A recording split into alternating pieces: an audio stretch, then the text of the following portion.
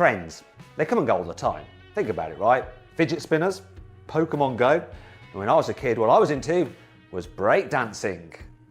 Anyway, the car world is no different. It loves a good fad. Some are good.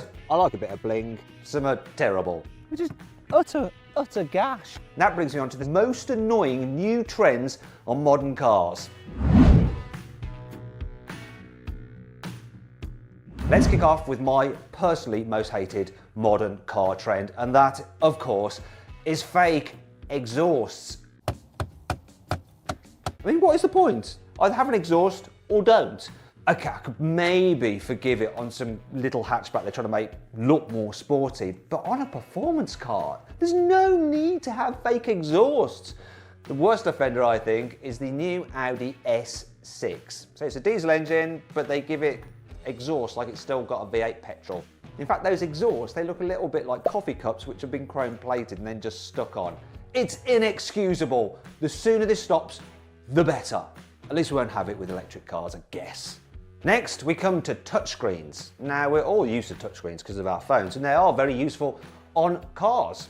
The only problem is when certain manufacturers decide to have all the controls for the climate through the touchscreen, so you end up having to faff around trying to do things like turn down the temperature or turn it up or reduce the fan speed, and it's very difficult to do when you're driving, so sometimes you end up just waiting for the traffic lights to be able to do it. Why don't they just have like a normal knob? It's just dead easy. Just simple. Keep the climate control separate from the main touchscreen, please. Some cars sound a bit boring. It's just the nature of the beast. But then certain manufacturers try to hide this by playing fake exhaust noises through a car's internal speakers. Now, it does sort of work when you're driving along, and it can make a diesel engine sound like a performance petrol from the inside. BMW is a company that does that a lot. It is quite annoying because on the outside people just hear the rattle of a diesel. What is worse though is when certain manufacturers then try to hide the external rattle of a diesel. Skoda is one manufacturer that has done that with its VRS Kodiaq. Yeah, it actually has a speaker which plays a V8 petrol noise from the rear of the car. The absolute worst offender though was a tuned Ford Transit van I drove for a drag race. It was clearly a diesel. Yeah, it was supposed to sound like some kind of performance car. And it didn't. It wasn't convincing at all. Massive grills. They are all the rage nowadays, and manufacturers are trying to outdo each other by seeing how big they can make their car's grill. BMW is an obvious offender. What is weird though is that BMW has fitted a massive grille to its i4 electric car. An electric car doesn't need a big grille. But BMW isn't the only offender. Audi has a huge grille on its e-tron, and the grille is actually bigger than the Q5, which does need a grille because it's got an internal combustion engine. Mercedes is the same. Its EQC has a fake grille. Why? Tesla doesn't have fake grills. Though to be fair, Teslas do sort of look a little bit fish-like from the front. Maybe that's why they put the grills on the electric cars then. I don't know. But can we stop it? Figure it out, guys. Come on. Some cars have really cool names. The Ford Mustang, the Rolls-Royce Phantom, and then even the Dacia Duster. Quite like that name. Other manufacturers like to keep it a bit more simple. They give their car like a number designation or a letter, and then some number to denote the size of the engine. And it all used to be pretty easy to follow. For instance, a BMW 330i would have a 3-litre petrol engine. Simple. However, today, the 330i has a 2-litre turbocharged engine instead. Audi models used to have the size of the engine on the back of the car, but now they've just given them some random number. For instance, the A435 has a 2-litre turbo petrol engine. And then there's the Mercedes CLA 180. Does that have a 1.8-litre engine? No, it doesn't. It has a 1.3-litre engine with 136 horsepower. If fake exhausts weren't bad enough, there is another element of fakery going on with modern cars, and it is, of course, fake vents. Now, they fit them to cars to make them look a bit more sporty or to help break up the design, but still, I don't like them. They look tacky, especially those on the Honda Civic Type R. Then there's the Audi RSQ8, and they fit them at the back, next to the biggish exhausts, which are semi-fake in themselves. A really bad offender, though, for me, is the Toyota Supra. Now, this is a sporty car, but it has quite a lot of fake vents on it, and they're clearly very fake. When I were a lad, all new cars come with spare wheel. It were right nice. But today though, where are they all gone? Eh? That's right. While most new cars will have like a recess area in the boot for a spare wheel, you don't get one. Instead you get some tyre sealant goo. Now I understand why manufacturers don't give you a spare wheel as standard. One, they increase the cost of the car, which they'll pass on to you, the consumer. And two, it increases the car's weight. An increased weight means less fuel efficiency, which means slightly more emissions. Now, really that doesn't matter to you because the difference is tiny. But when you multiply that up against all the cars sold by a manufacturer, it does mean the difference maybe between them making some emissions target and not making it. And if they fail to meet the emissions target, they'll get fined. That's why you don't get a spare wheel. The next thing I'm going to talk about is a trend that I think is just about to start, and we need to stop it from happening. So BMW is offering an illuminated grille on its X6 because that car isn't showy enough already.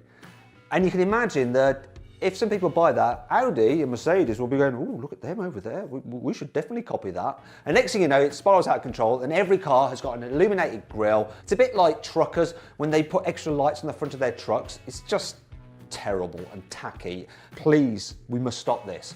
So click on the pop-out banner up there to vote whether you think illuminated grilles should be outlawed right now.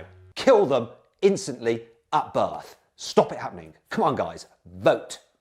We all know that sometimes you can have too much of a good thing, and that applies to gear. No, not that kind of gear. I mean the gears that you have in gearboxes on cars. Now, the more gears you have, it does allow the car to keep the engine running in its most optimal rev range, which is a good thing for economy and performance, but sometimes you can just have too many gears. I think 6, quite frankly, is enough, and 7 is acceptable. But some cars have 8, 9, and even 10 gears in their gearboxes. And the problem with that is that sometimes the systems can get a bit confused and they can never quite decide which gear to be in. Also, if you have more gears, you have more weight, which reduces your economy, so there's this battle of efficiency. And then there's the fact that with more gears, there's more things to go wrong.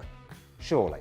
One of the weirdest new trends revolves around carbon fibre, and it's not fake carbon fibre trim, which you do get on certain cars like the exterior of a Honda Civic Type R. I'm talking about fake carbon fibre on the seats.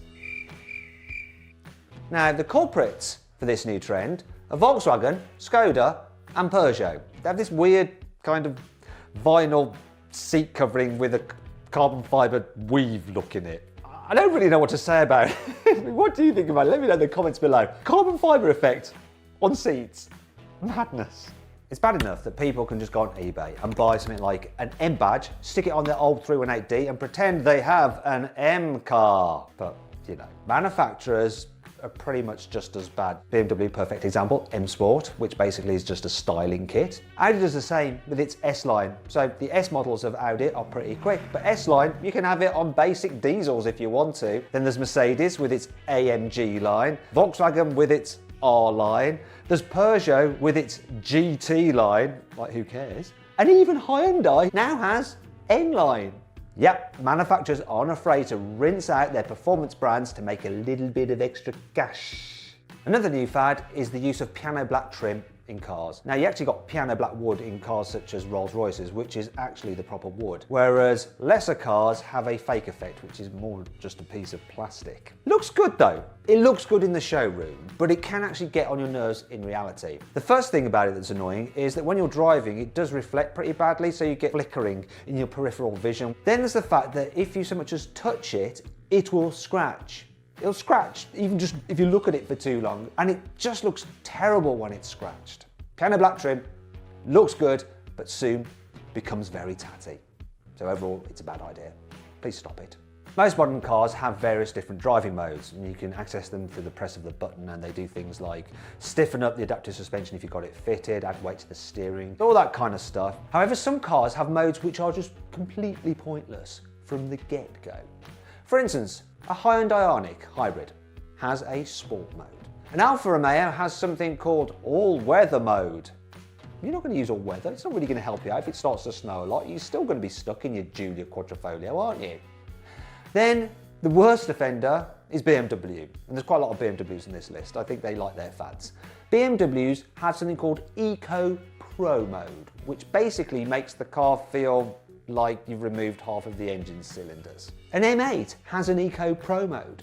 Who on earth is going to put their M8 in Eco Pro mode? What is the point? Why did you buy an M8? You may as well have just bought a blooming i3.